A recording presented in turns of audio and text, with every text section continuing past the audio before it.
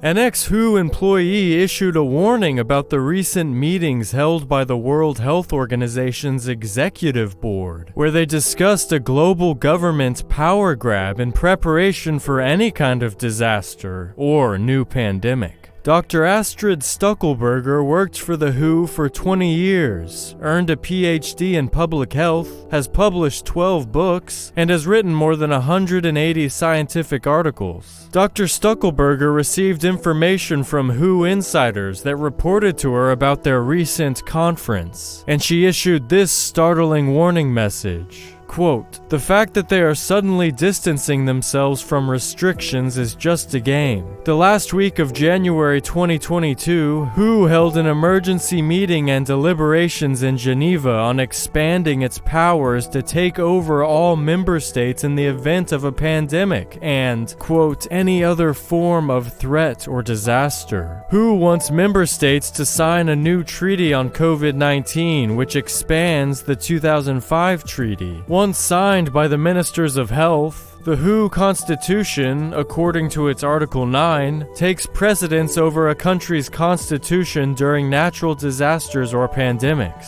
Since the definition was changed a few years ago, cases based on PCR tests, they can enforce obedience in any country and impose WHO guidelines on the public, which will be mandatory, not just recommended. And that sounds like power over the country and the world.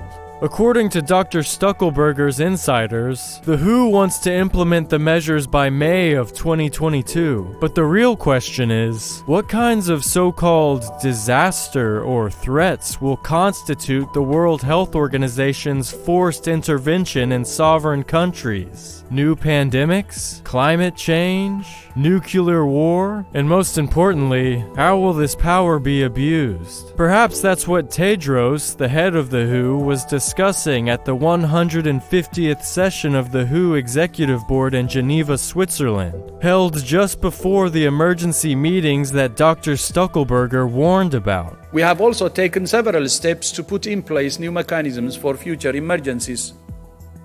Reflecting long-standing mandates from the World Health Assembly to strengthen pandemic preparedness, we established pathfinding initiatives with member states such as the WHO Hub for Pandemic and Epidemic Intelligence, the WHO BioHub system, and the Universal Health and Preparedness Review, which you will hear more about later this week.